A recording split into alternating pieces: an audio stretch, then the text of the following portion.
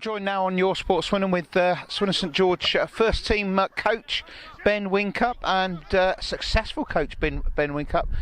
Excellent result last week, Ben, against Oxford. One that you weren't perhaps expecting. I weren't expecting that at all. It was an absolutely unbelievable performance from boys, to be honest with you. I don't think anyone's ever really gone to Oxford and won by that sort of a result. Kept them to one try in each half, and both of them were against run of play, really. So the boys have really hit a really rich vein of form coming into the back end of the season, which is unbelievable. I was going to say, previous week you tallied up some like 80 odd points against Bath. I know that they had one or two players short, and then to go to Oxford, second in the league. And certainly would have fancied their chance against Swindon and really turned it on the day.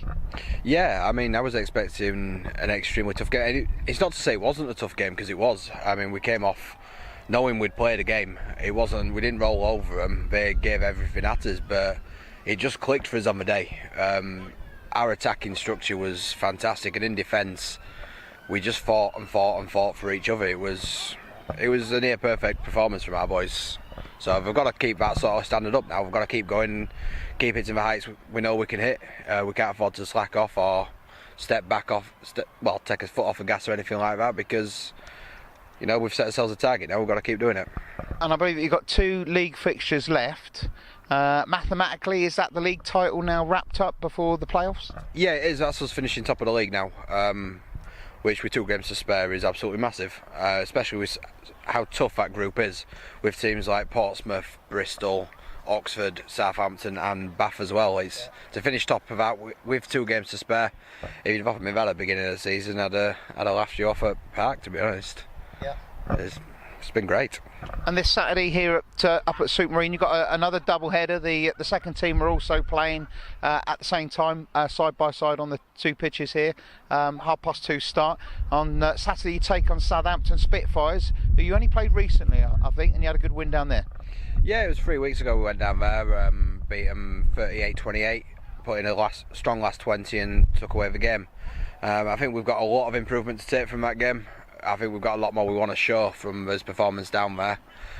It was a tough old game, but we're going to be stronger at home. It was a long old trip down to the south coast, so hopefully we can keep the momentum going that we've built the last couple of weeks, keep it going and pick up another result, because like I said, we don't want to lose this momentum we've got now. I was going to say, as you've actually technically won the league title, but you've still got the playoffs to come, there is that opportunity to take your foot off the pedal a little bit for the last 2 games, try 1 or 2 things, perhaps give some game time to 1 or 2 players that may not necessarily always get so much game time, but that's not very much your thinking at the moment.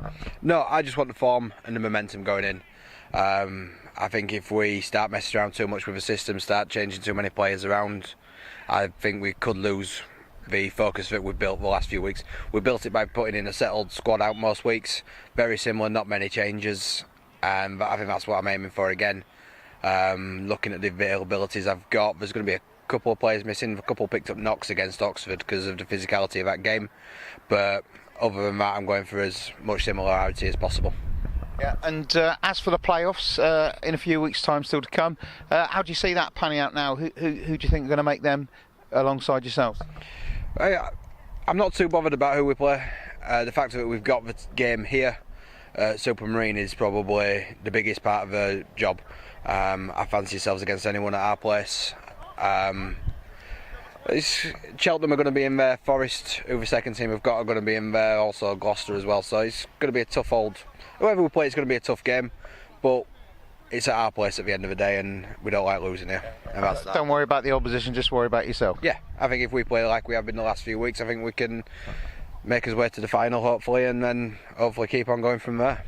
Okay, and just last of all, Ben, just a little mention to the seconds, a bit of a tough game for them last week, I believe, and this weekend as well, side by side with your pitch. They've also got another tough one. Every week seems to be tough for the seconds, but they've got Forest coming up this weekend as well.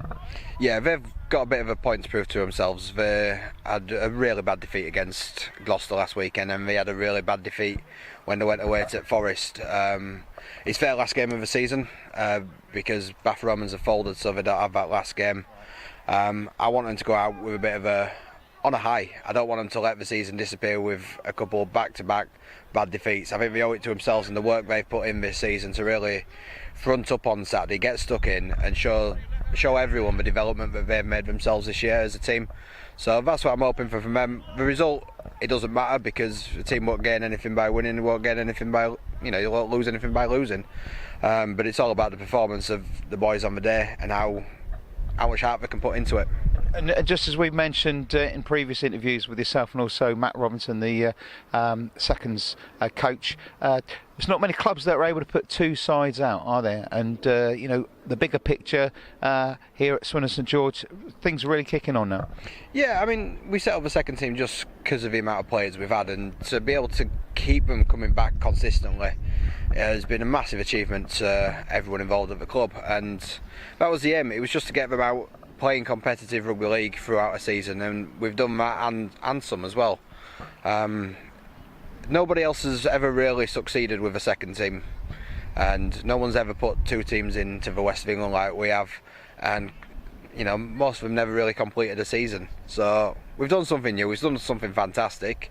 It's now about cementing it and keeping it going for continuous seasons. Now that's going to be the hard part, but they've seen how they've grown over the year. Hopefully we can take that into another season and hopefully pick up a few wins and start building as a second team and taking it to the next level. So just to recap then, here on Saturday, 2:30 kick off, both pitches side by side. The first you're playing St George are playing Southampton Spitfires, and the seconds are playing Forest. And if not doing anything on Saturday afternoon, why not come along and watch a couple of decent games? Yeah, definitely. I think there's a lot of people in Swindon who'd quite enjoy the sport and the brand of rugby that we're playing. We're very fast, aggressive, running rugby. I mean, if anyone likes that sort of thing, this is the place to come and see it during summer. And it'd be nice to see people come down, give us a bit of support and actually see what we've done this year. Brilliant. Well, looking forward to the playoffs in a few weeks' time, and good luck for the weekend. Brilliant. Thank you very much. Cheers.